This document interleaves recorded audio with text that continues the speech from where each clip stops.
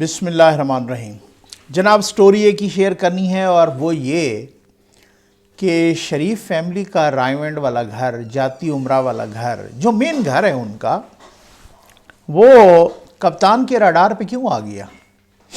کیا وجوہات ہیں؟ کچھ پتہ کیا ہے سورسز سے، میں نے بھی بات کی ہے، اس پہ ذرا بڑی تفصیل سے بات کریں گے اور کیا وجہ تھی کہ جناب شریف فیملی نے اچانک نون لیگ نے اپنے کارکنان کو، مجھے پتہ چلا کہ جاتی عمرہ بھی بلایا۔ اچھا، مجھے بہت سارے لوگوں نے میسیجز کیے کہ نقوی صاحب یہ کیا چکر ہے کہ اچانک کارکنان کو جاتی عمرہ کیوں بلایا، اس کا کیا بیک گراؤنڈ کیا تھا،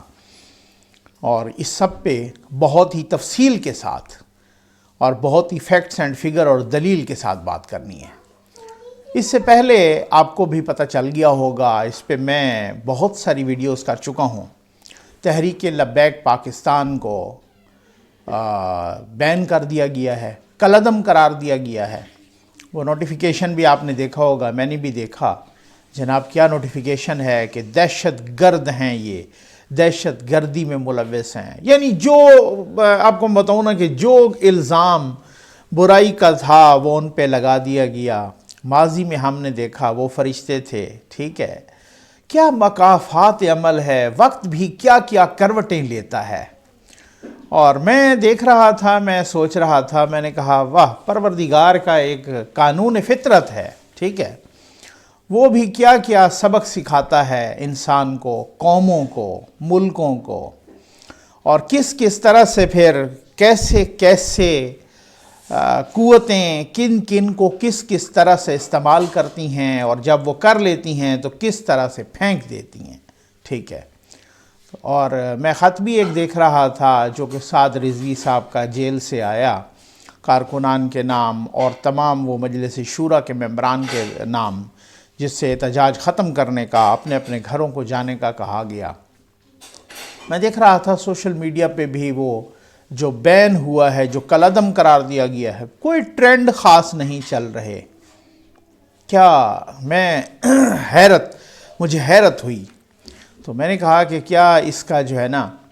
اور اسی طریقے سے کچھ لوگوں نے کہا کہ جناب دیکھیں ایم کے ایم کن کے ایما پہ کیا کیا کرتی رہی، ان پہ کیسے کسی نے ان کو بین نہیں کیا، کالعدم قرار نہیں دیا، ٹھیک ہے،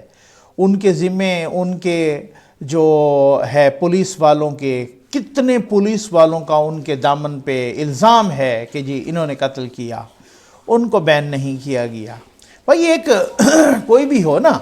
میں نے کہا کہ جو سوال اٹھائے گا تو وہ ڈیفینیٹلی اس میں وزن تو ہوگا، ٹھیک، لیکن مجھے ایک بات یاد آئی، شیخ رشید صاحب اکثر و بیشتر یہ کہتے ہیں اپنے ٹاک شوز میں، اپنے میڈیا ٹاکس میں، اس میں کہ نواز شریف قسمت کا دھنی ہے۔ جب یہ نااہل ہوئے اور یہ زیر عتاب آئے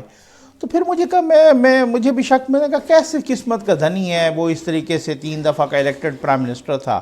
کس طرح سے شکنجے میں آ گیا اور کس طریقے سے جو ہے نا مطلب ان کو نااہل کیا گیا، پناما کھیلتے کھیلتے بیچ میں سے اقامہ نکل آیا اور یہ اس نے، لیکن اب پتہ چل رہا ہے کہ وہ واقعی کیا مکافات عمل سامنے آ رہا ہے، کس طرح سے ان پہ کیا کیا گیا، اور وہ بار بار کہتے رہے نا کہ میں نے خدا پہ چھوڑ دیا اپنا معاملہ۔ وہی تحریک لبیک جو 2017 میں جس طریقے سے آئی، جس طریقے سے جناب شیخ رشید صاحب بڑھ چڑھ کے ان کے بارے میں اور ان کے حق میں بیان دے رہے تھے، وہ بیان کے سارٹس موجود پڑے ہیں، سوشل میڈیا پہ بھی ہیں، آپ بھی دیکھ رہے ہوں گے، وارن کر رہے ہیں اس وقت کی گورنمنٹ کو، اور وہ کہہ رہے ہیں نا انہوں نے پریس کانفرنس کی، انہوں نے کہا روزے کے ساتھ ہوں، میں کہہ رہا ہوں میرا کبھی کوئی رابطہ نہیں رہا ان سے، ٹھیک، اور نہ ہی میں نے کبھی کوئی ان کی حمایت کی ہے، ٹھیک ہے۔ اچھا، اب جسٹس قاضی فائز عیسیٰ صاحب نے جو فیصلہ، جس کی وجہ سے وہ زیر عتاب آئے، ٹھیک ہے نا، اس فیصلے کی وجہ سے، اس کے بعد پھر ان پر جھوٹا ریفرنس کیا گیا اور وہ ریفرنس ختم ہوا سپریم کورٹ کے ذریعے، لیکن وہ اس پہ میں بولوں گا۔ جسٹس قاضی فائز عیسیٰ صاحب نے آج بہت اہم باتیں کی ہیں، تو جناب اس فیصلے میں ایک بڑی اہم بات لکھی ہے، اس فیصلے کو بھی جلد ہی انشاءاللہ میں ویڈیو کرنے لگا ہوں، اس پہ تفصیلی بڑی اہم بات لکھی ہے، اور وہ یہ بات ہے کہ سپریم کورٹ آف پاکستان میں جس کا جسٹس قاضی فائز عیسیٰ صاحب اور جسٹس مشیر عالم صاحب نے، کہ انہوں نے اس فیصلے میں لکھا کہ جناب ISI نے، ملک کی اعلیٰ ترین خفیہ ایجنسی نے ایک رپورٹ پیش کی تھی سپریم کورٹ آف پاکستان میں. ان میں تھا کہ کس کس نے حمایت کی، ٹھیک ہے نا، تحریک لبیک پاکستان. ان میں بہت سارے تھے، کچھ میڈیا ہاؤسز بھی تھے، کچھ اور بھی تھے. ان میں ایک نام شیخ رشید صاحب کا بھی تھا، جی ٹھیک ہے نا، اعجاز الحق صاحب کا بھی تھا. تو شیخ رشید صاحب کہتے ہیں میرا تو کبھی کوئی رابطہ نہیں رہا، نہ ہی میں نے ابھی ان کی کوئی حمایت کی ہے کبھی. تو شیخ صاحب یا تو اب آپ کہہ دیں بمانگے دول کہ وہ ISI کی رپورٹ غلط ہے، وہ آپ کیسے کہیں گے، ٹھیک ہے نا، یا اگر وہ ٹھیک ہے تو پھر آپ غلط بیانی کر رہے ہیں معذرت کے ساتھ. تو بات یہ ہے کہ یہ بہت ساری چیزیں ہیں جو وقت دکھاتا ہوتا ہے. میں سوچ رہا تھا، میں نے کہا اس وقت کسی نے بل جلائے تھے، کسی نے جناب یہ بھی کہا تھا کہ ہنڈی کے ذریعے بھیجو، کسی نے یہ بھی کہا تھا کہ او میرے ٹائیگروں، اگر تمہیں پولیس کوئی مارتی ہے، پولیس کو یاد رکھنا چاہیے میں اسے اپنے ہاتھ سے پھانسی دوں گا، یہ بھی کہا تھا، ٹھیک ہے نا. کسی نے اپنے ٹائیگروں کو یہاں راول چوک پر اپنے گھر جاتے ہوئے ان کو چھڑوایا بھی تھا پولیس سے، اور بزور بازو چھڑوایا تھا، ٹھیک ہے نا. کسی نے یہ بھی کیا تھا. کسی نے یہ بھی کہا تھا کہ جناب 8 تاریخ کو جمعرات کو میں جا رہا ہوں لاہور میں، لاہور بند کروں گا.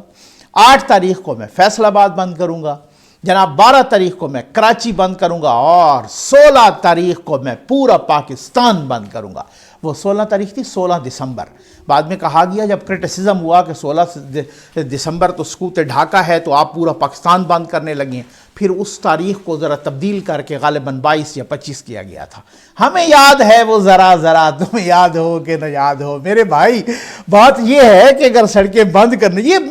ہم تو اس وقت بھی کہہ رہے تھے کہ یہ کسی کے اشارے پہ آئے، لیکن کوئی ماننے کے لیے تیار نہیں تھا، دھرنے میں جانے کے لیے بےتاب تھے. پولیس والوں کو اسی طرح سے ڈنڈے لگے تھے، یاد ہے نا. اس وقت وہ مجاہدین اعظم تھے، ٹھیک ہے. آج وہ دہشت گرد بن گئے، کل کے مجاہدین اعظم آج وہ دہشت گرد بن گئے آپ کی نگاہ میں. تو بات یہ ہے کہ میں نے 1-2 ویڈیوز سے پہلے کہا تھا کہ کنٹرول ٹاور کی، بڑی اہم کنٹرول ٹاور کے بڑوں کی ملاقات ہوئی خان صاحب سے، اور اس ملاقات میں کچھ یہ آتا ہوں میں رائمنڈ والے ایشو پر. وہ آپ کہیں گے کہ جناب وہ مین سٹوری آپ کی وہی تھی. جی ہاں بالکل، یہ بڑی کام کی باتیں ہیں اور وہ بہت ہی دلچسپ سٹوری ہے. تو جناب وہ جو ہے نا، جو ملاقات میں انہوں نے کہا کہ جب ہم انگیج کرے تو آپ نے خام خواہ ان کی گرفتاری کر کے یہ نیا پھڈا وہ کرنا تھا. لیکن اب جو ہے نا کچھ لوگ کہہ رہے ہیں کہ کیا یہ جو بین کیا گیا، کالعدم قرار دیا گیا، تو یہ کنٹرول ٹاور کی مرضی شامل ہے یا نہیں؟ جی ہاں بالکل شامل ہے. ان کی شامل نہ ہوتی ان کی مرضی تو ان کو کون بین کر سکتا تھا؟ سوال بھی. اور جس نے بین کرنا تھا وہ وزارت داخلہ اور نیکٹا، اور ان نے وزارت داخلہ کن کے نیچے ہے؟ شیخ صاحب کے نیچے ہے. اور وہ تو خود کہہ رہے ہیں کہ میرے سمیت میں خود بھی گیٹ نمبر 4 کی پیداوار ہوں. تو بہت ساری چیزیں تو جو ہے نا اس طریقے سے. تو خیر اب اس سے پتہ چل گیا ہوگا کہ جو کوئی منظور نظر ہو جب تک رہے، بھلے وہ کسی کو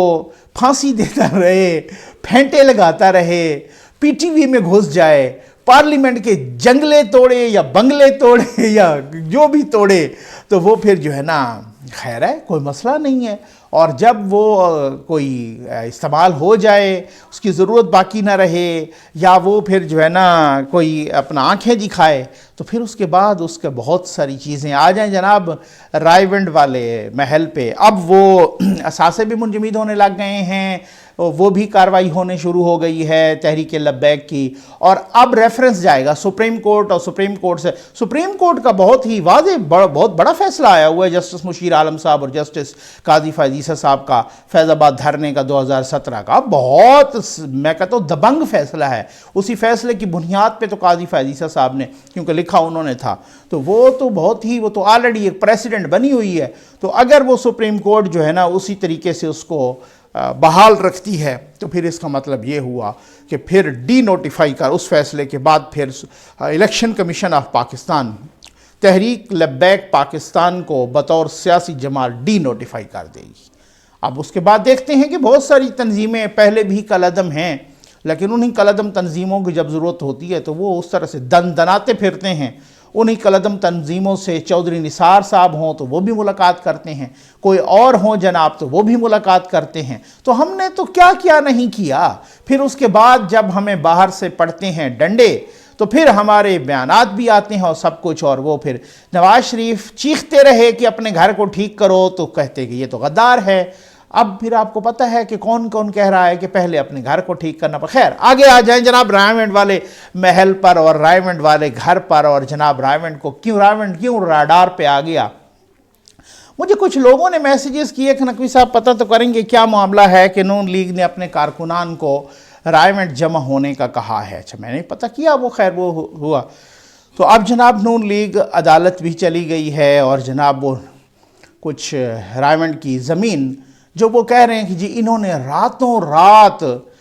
ڈاکومنٹس، جعلی ڈاکومنٹس بنا کے پنجاب حکومت نے، اور وہ زمین کینسل کر رہے ہیں۔ اور کینسل کیا کی 127 کنال۔ آپ ذرا چالاکی تو ملاحظہ فرمائیے کہ کوئی وحیدہ بیگم صاحبہ ہیں، ان سے انہوں نے خریدی، شمیم اختر صاحبہ نے، اور پھر اس کے بعد ان کی والدہ صاحبہ مرحومہ نے، اور پھر اس کے بعد جو ہے نا اب حالات یہ ہیں کہ میں آپ کو بتاؤں نا کہ جال سازی کے تو کیا ماہر ہے نا۔ اچھا میں سوچ رہا تھا بھئی یار یہ ایسا کیوں کر رہے ہیں؟ وہ اس لیے کہ پیاز کنٹرول نہیں ہو رہا، چینی کنٹرول نہیں ہو رہی، گندم آٹا کنٹرول نہیں ہو رہا، مہنگائی جو کھانے پینے کی ہے وہ 50% کو کراس کر گئی ہے، بجلی کے بل کنٹرول نہیں ہو رہے، گیس کے بل کنٹرول نہیں ہو رہی، جو دوائیاں آپ یقین کیجئے کہ کل پرسوں بھی ایک دو ہم نے کچھ میڈیکل سٹور سے دوائیاں خریدیں تو مجھے میسز کہہ رہی تھی کہ وہ دوا جو آج سے 2 سال پہلے 150 کی ملتی تھی، اب وہ ساری کی سب وہ دوائی 400 پہ پہنچ گئی ہے۔ اب یہ حالات ہیں کہ 2 سال کے اندر وہ تو کنٹرول کچھ نہیں ہو رہا، تو اب وہ عوام کا کسی نہ کسی طریقے سے رخ بھی تو پھیرنا ہے نا، عوام کا غصے کا رخ، اور کسی عوام کا آپ چلو نہ بھی پھیر سکیں تو جو اپنے کارکنان ہیں ان کو کسی نہ کسی طریقے سے دیکھو جناب ہم نے اس کو پھڑ لیا، دیکھو جی اس کا قبضہ مافیا تھا وہ گرا دیا۔ تو اس سے پہلے کھوکھر برادران والا بھی تو یہی چکر تھا نا، تو کھوکھر برادران بھی چلے گئے عدالت، انہوں نے جناب ان کو بھی سٹے مل گیا، انہوں نے اپنے سارے ڈاکومنٹس بھی پیش کیے، انہی میں سے ایک MNA صاحب نے کھوکھر برادران میں سے انہوں نے قومی اسمبلی میں بھی آ کے بہت جذباتی تقریر کی، اور انہوں نے کہا کہ آپ ثابت کر دیں کہ یہ ہمارے جو گھر ہیں یہ قبضے پہ بنے ہوئے ہیں، قبضے کی زمین پر آئیں آپ ثابت کریں، میں چیلنج کرتا ہوں آپ کو۔ تو پھر اس کے بعد چپ ہو گئی، ٹھیک ہے، اور ابھی تک بھی جو ہے نا اب اس کے بعد یہاں پر یہ جو سلسلہ آیا، میں حیران ہوں کہ اپنا کروڑوں روپے کا گھر آپ نے 12 لاکھ میں ریگولرائز کروا دیا باب رحمتے کے ذریعے، کیا بات ہے، ٹھیک ہے جی، اور خود جو ہے نا اربوں روپے کی جائیدادیں، اور پھر وہ ٹیکس کے معاملات علیمہ باجی کے وہ بھی آپ کو پتہ ہے کہ وہ بھی اسی طریقے سے ہو گئے، اور پتہ نہیں ابھی تک انہوں نے ٹیکس بھی دیا ہے یا نہیں دیا۔ ان سے پوچھا گیا جب وہ سپریم کورٹ آ رہی تھیں تو ان سے پوچھا گیا کہ جی اربوں کی آپ نے جائیدادیں کس نے بنائی؟ انہوں نے کہا میں نے سلائی مشین چلا کے بنائی ہیں۔ تو آپ اربوں کی جائیدادیں سلائی مشین چلا کے بنا سکتے ہیں، اور جن کی ملیں ہیں، جن کے باپ کی ملیں ہیں، یعنی کہ وہ 1970 سے جن کے والد کی ملیں ہیں، ٹھیک ہے نا، اور ان کی سٹیل کی ملیں ہیں، تو وہ نہیں بنا سکتے، وہ 127 کنال بھی نہیں خرید سکتے، ٹھیک ہے۔ بڑی ایک تو بات ہوتی ہے نا کوئی لاجیکل اللاجیکل، میں کہتا ہوں کہ سلائی میں ہم نے تاریخ میں، انسانی تاریخ میں پہلی دفعہ کسی نے سنا ہوگا کہ اربوں کی جائیداد، چلیں اورنگزیب کے بارے میں تو کہتے ہیں نا کہ ٹوپیاں بیچ کے وہ اپنا گزارا کیا کرتے تھے، تو وہ تو اپنا کرتے تھے نا، چلیں گھر چلاتے تھے، اچھا ٹھیک ہے، بہت سارے لوگ اس کو بھی نہیں مانتے کہ ٹوپیاں بیچ کے، لیکن میں کہتا ہوں پھر بھی وہ کہتے ہوں گے اپنا کو روٹی روزی کرتے ہوں گے نا، چولہا چلاتے ہوں گے نا، ٹوپیاں بیچ کے نا یا سی کے نا، ٹھیک ہے۔ تو یہاں تو سلائی مشین چلا کے کسی نے اربوں کی جائیدادیں بنا لی، دبئی میں بھی اور لندن میں بھی اور پتہ نہیں کہاں کہاں، اور لوگ مان گئے جناب۔ انہوں نے کہا کہ جناب اچھا ٹیکس کی ان کی ریگولرائزیشن بھی ہو گئی، اور پھر اسی طریقے سے کیا بات ہے، میں کہتا ہوں باب رحمتے نے بھی کیا کمالات دکھائے ہیں۔ اب اس کو کمالات کہیں یا جو بھی کہیں، آگے بڑھتے ہیں جناب۔ وہ رائیونڈ کا جو ہے نا اچھا ان کا کوئی 241 کی کتنی کنال ٹوٹل تھی، انہوں نے چن کے وہ 127 کنال کو کینسل کیا، اور وہی حصہ کینسل کیا کہ جس پر ان کا رائیونڈ کا گھر بنا ہوا تھا۔ کیا بات ہے بھائی، ٹھیک ہے نا۔ یہ ہوتی ہیں، یہ صورتحال ہوتی ہے کہ کبھی آپ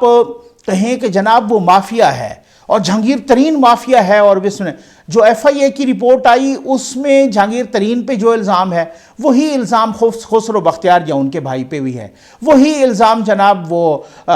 دوسرے اپنا مونس الہی صاحب پہ بھی ہے، وہی الزام وہ اختر صاحب ہیں ان پر بھی ہیں، وہ جنرل اختر رحمان صاحب کے بیٹے، ٹھیک ہو گیا نا، اچھا ہمایوں اختر صاحب ان پر بھی ہے، وہی الزام جو ہے نا آپ کے ساتھ بیٹھے ہوئے دوسروں پر بھی ہے، لیکن کوئی نہیں ہے، صرف جہانگیر ترین چونکہ ان کو کسی اور معاملے میں ان کے ساتھ سکور سیٹل کرنا ہے تو اب ان کو بتایا جا رہا ہے کارکنان، اور کارکنان بھی من و عن ایمان لے آئے ہیں، ٹھیک ہے، انہوں نے کہا جی بالکل ایسے ہی ہے، ٹھیک، اچھا اسی طریقے سے اب کسی کا گھر اب اگر کل وہ آئیں اور وہ بنی گالا کو گرانے کے پیچھے پڑ جائیں، ظفر نقوی وہی ہوگا، وہ کہیں گے چھوڑیں آپ بھی غلط کر رہے ہو، ٹھیک ہو گیا، حالانکہ وہ غلط نہیں کر رہے ہوں گے کیونکہ اس کی وجہ یہ ہے کہ آپ کا گھر آلریڈی ثابت ہو چکا ہے، قانونی طریقے سے ثابت ہو چکا ہے کہ وہ غلط جگہ پہ بنا ہوا تھا، ریگولرائز نہیں ہوا تھا، سی ڈی اے نے اس کو ریگولرائز نہیں کیا تھا۔ یہ بھی بڑی دلچسپ کہانی ہے کہ عمران خان صاحب نے خود شکایت کی تھی کہ میرے ارد گرد گھر کے ارد گرد جو ہے نا بہت سارے اس طرح کی زمینیں ہیں جو غیر قانونی گھر بن رہے ہیں اور یہ ان کو روکیں، اور جب وہ سی ڈی اے نے پوری تحقیق کی تو پھر اس کے بعد انہوں نے رپورٹ دی، یہ طارق فضل چودھری صاحب سے کبھی پوچھئے گا، وہ ان کے منسٹر تھے، منسٹر کیڈ تھے، وہ کہتے ہیں انہوں نے ہمیں پھر رپورٹ دی اور پھر اس رپورٹ میں یہ ثابت ہو گیا کہ خان صاحب کا جو اپنا گھر ہے وہ بھی خیر سے جو ہے نا غلط طریقے سے بنا ہوا ہے اور وہ بھی ریگولرائز نہیں ہوا، خان صاحب نے خود کمپلینٹ کی اور اس کمپلینٹ کی ساتھ میں وہ خود آ گئے، ٹھیک ہے، اور پھر اس کے بعد کس طرح سے باب رحمتے نے 12 لاکھ پہ کروڑوں روپے کا گھر ریگولرائز کرا دیا۔ تو بھائی بات یہ ہوتی ہے کہ اس طریقے سے سکور سیٹل نہ کیے جائیں، اس طریقے سے کچھ نہیں ہوتا۔ ایک بڑی اہم بات میں بتاتا ہوں، اور وہ اہم بات یہ ہے کہ یہ 127 کا بھائی یہ اوقاف کی زمین تھی، اب حالات یہ ہیں کہ عدالت وہ چلے گئے ہیں، عدالت نے 27 اپریل تماشا اب شروع ہوگا، دلچسپ مرحلہ اب شروع ہو گیا، ٹھیک ہو گیا نا، کہ وہ خود مریم اورنگزیب صاحبہ بھی کہہ رہی ہیں کہ یہ کیا کاغذات نہیں ہیں، ٹھیک ہے نا، یہ ہمارے پاس ثبوت ہے، انہوں نے ثبوت بھی لہرائے ہیں اور کہا کہ یہ جو راتوں رات جو جعلی کاغذات اور جعلی دستاویزات بنائے گئے، اچھا پھر انہوں نے صرف نہیں کہا بلکہ خود پنجاب حکومت کے کچھ ایک سینئر سیول افسر نے بھی کہا ہے، اپنے باس کو بتایا کہ باس اس کا تو ریکارڈ بھی نہیں ہے ہمارے پاس اور ہمیں تو راتوں رات کہا گیا کہ یہ بنائیں، تو گیم اب ڈلی ہے، ٹھیک ہو گیا نا، اب ہوگا، میں کہتا ہوں اب تو یہ ٹریلر تھا، فلم اب شروع ہوگی، جب عدالت میں گیم جائے گی تو ثابت تو کرنا پڑے گا نا کہ یہ واقعی اوقاف کا تھا یا یہ جعلی کاغذات راتوں رات بنائے گئے ہیں۔ تو اب وہ جو چکر تھا نون لیگ کے کارکنان کو رائیونٹ بلانے والا، وہ اسی سلسلے میں کہ انہوں نے پوری پلاننگ کی ہوئی تھی کہ جا کے محکمہ ریونیو ساتھ پولیس بھی لے جاتے یا جو بھی ہوتا وہاں اس کو گراؤ، اب ظاہر ہے وہ آگے سے ریٹیلیٹ کرتے، آگے سے پھر یہ کہتے کہ جناب دیکھو وہ اوقاف کی زمین تھی اور وہ اس طرح سے تھا اور یہ اس طرح سے تھا اور یہ سارا کچھ تھا اور ان نے قبضہ مافیا اور یہ کیا، یعنی افضل کھوکھر، غالباً افضل کھوکھر نام ہے، ان کھوکھر برادران، انہوں نے قومی اسمبلی میں بھی آ کے چیلنج کیا، عدالت نے بھی ان کو سٹے دیا ہوا ہے اور ابھی تک ان کا کیس چل رہا ہے اور انہوں نے کہا ہے کہ اب آپ ثابت کریں گے، ہمارے پاس ثبوت ہے، سارے ثبوت بھی انہوں نے میڈیا پہ بھی رکھے، عدالت کو بھی دیے، قومی اسمبلی میں بھی دکھائے، لیکن پھر بھی اس کے باوجود عمران خان صاحب جہاں پر بھی وزیر اعظم صاحب تقریر کرتے ہیں کہتے ہیں یہ قبضہ مافیا ہیں۔ تو مقصد کہنے کا یہ کہ ایسے کہنے سے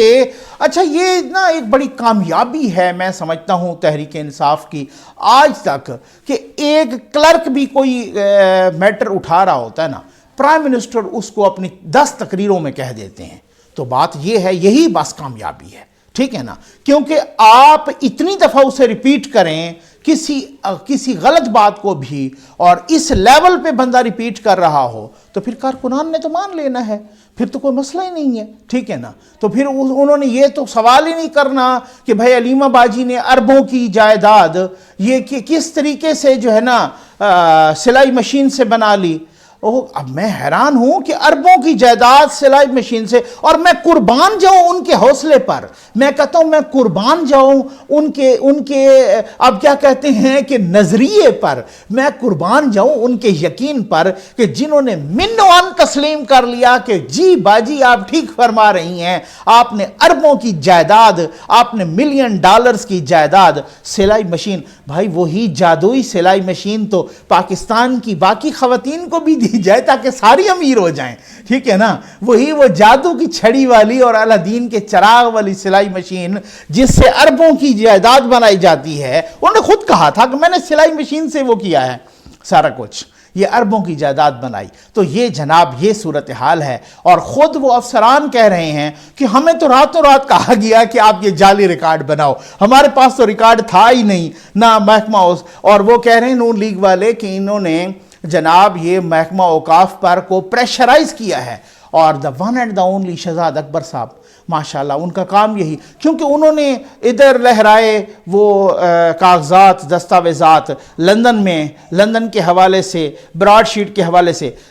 اور پھر انہوں نے قوم کو اس ٹرک کی بتی کے پیچھے لگایا کہ جناب ہمارا اب کامیاب ترین ڈائلاگ ہو گیا ہے کہ برطانیہ نواز شریف کو ڈپورٹ کر رہی ہے۔ اس سے پہلے انہوں نے قوم کو ٹرک کی بتی کے پیچھے لگایا کہ اب ہمارا مکمل معاہدہ ہو گیا ہے کہ اسحاق ڈار صاحب کو جو ہے نا واپس لا رہے ہیں۔ اب تو انہوں نے کیا قوم کو بے وقوف بنانے کی کوشش، جب وہاں پہ ہر طریقے سے اسحاق ڈار صاحب کے حوالے سے بھی ان کو انٹرپول نے خط لکھ کے کہا اسحاق ڈار صاحب کہ آپ ہمیں مطلوب نہیں ہو، ٹھیک ہو گیا نا، ہمارے حساب سے آپ نے کچھ غلط نہیں کیا۔ ان کو یہ بھی منہ کی کھانی پڑی کہ جو وہاں پر ایون فیلڈ کے اپارٹمنٹ ہیں وہ بھی بالکل ٹھیک بنے ہوئے، لندن ہائی کورٹ نے ثابت کر دیا۔ ان کو وہاں بھی منہ کی کھانی پڑی، وہ ڈیوڈ روز کو بھی جو روز چیختا تھا، جو روز ایک ٹویٹ کرتا تھا، اب جب شہباز شریف نے وہ کیس جیت لیا وہاں پر لندن ہائی کورٹ میں تو ان کو وہاں بھی منہ کی کھانی پڑی، ان کو ایون فیلڈ میں بھی منہ کی کھانی پڑی، ان کو شہباز شریف کے سلسلے میں منہ کی کھانی پڑی، ان کو نواز شریف کے سلسلے میں منہ کی کھانی پڑی، ان کو اسحاق ڈار صاحب کے سلسلے میں بھی منہ کی کھانی۔ جب وہاں ساری خفت ان کو ہوئی اور شرمندگی ہوئی شہزاد اکبر صاحب کو، اب برطانیہ سے ان کا رخ رائیونڈ ہو گیا جناب، انہوں نے ادھر محکمہ ہوگا، کیونکہ ان کو پتہ نہیں کہ ادھر جو کام ہوتا نا وہ ادھر جال سازی کرنا بڑا اہم ہے اور بڑا ہی آسان ہے، اور بڑا ہی اس طرح کی گیم یہاں پہ ڈالی جا سکتی ہے۔ یہاں پہ کوئی رول آف لا تو ہے نہیں، یہاں پہ تو اس طریقے سے، اور باقی آگے ماشاءاللہ جو اپنے کارکنان، جو اپنے ووٹر، جو اپنے سپورٹ، جو باہر بھی بیٹھے ہیں، میں آپ کو مزے کی بات بتاؤں، میں نے اس پہ ویڈیو بھی کی تھی، آپ کو یاد ہوگا کہ بہت پڑھے لکھے لوگوں نے، اور میں آپ کو کہتا ہوں کہ ایک تو آپ وہ کہہ رہے تھے کہ میں نادرا کا ایکس چیف ہوں، انہوں نے جناب مجھے باہر سے ایک ڈاکیومنٹ بھیجا اور ایک پکچر فارم میں وہ بھیجا کہ شمیم اختر جناب یہ فلاں سن میں 2013 سے 2018 یہ تنخواہ لیتی رہی اپنا پنجاب اسمبلی سے، اور پنجاب اسمبلی کو ان کو مخصوص نشست پر ان کو الاٹ کیا گیا، مریم نواز کی دادی، اور یہ دیکھو جناب ان چوروں نے کس طرح سے لوٹا ہے اس ملک کو۔ اور نقوی صاحب کم از کم آپ جیسے صحافی کے لیے یہ حق بنتا ہے، فرض بنتا ہے، آپ اس پہ بھی تو بولو۔ میں نے کہا یار یہ واقعی میٹر تو بڑا اہم ہے، اس کی تحقیقات کرنی چاہیے۔ جب میں نے اس کی تحقیق کی تو وہ شمیم اختر صاحبہ کوئی اور تھی، ٹھیک ہے، شمیم اختر صاحبہ کوئی اور تھی، ان کے شوہر کا نام بھی کوئی اور تھا۔ کسی نے یہ بھی تکلیف نہیں کی جس نے، مطلب آپ اندازہ کریں اس قوم کا، میں معذرت کے ساتھ کہوں گا قوم یوتھ کا، ٹھیک ہے نا، ان کے نظریے کا، ان کے یقین کا، ان کے ایمان کا، کہ کسی نے جیسے بنا کے بھیجا، انہوں نے کسی نے تحقیق کرنے کی۔ اچھا میں پہلے تو یہ سمجھ رہا تھا نا کہ ینگسٹرز، یوتھ، جو بندہ جس نے کہا کہ میں تو نادرا کا چیف ہوں، ٹھیک ہے نا جی، اور میں رہا ہوں اور میں اب ایکس ہوں اور میں فلاں جگہ پہ ہوں، انہوں نے جب مجھے بھیجا تو میں نے کہا یار یہ تو پھر آئی تھنک کہ بہت ہی ریسپانسیبل انسان ہے۔ انہوں نے بھی کوئی نہیں یہ تحقیق کرنے کی کوشش نہیں کی، ایون اور تو اور پنجاب اسمبلی کی ویب سائٹ پہ جانے کی کوشش نہیں کی، وہاں پہ سب کچھ اویلیبل تھا کہ وہ کون ہے۔ پھر میں نے جناب انہی شمیم اختر صاحبہ کا نمبر نکالا وہاں پنجاب اسمبلی سے، میں نے ان کو فون کیا، ان سے پوچھا، انہوں نے کہا نقوی صاحب میری تو کوئی رشتہ داری نہیں ہے، لیکن اللہ بھلا کرے انہوں نے میری رشتہ داری شریف خاندان سے نکال دی ہے، ٹھیک ہو گیا نا کسی طریقے سے۔ تو یہ حالات ہیں۔ آپ جال سازی کا اندازہ تو کریں، کس چالاکی سے جال سازی کی جا رہی ہے، کس چالاکی سے فوٹوشاپ ہو رہا ہے، کس چالاکی سے قوم کو بے وقوف بنایا جا رہا ہے۔ بس اللہ تعالیٰ ہم پر رحم فرمائے، پاکستان پر کرم فرمائے، اس قوم پر بھی رحم فرمائے۔ امید ہے آپ کو ویڈیو پسند آئی ہوگی۔ آپ کا بہت بہت شکریہ۔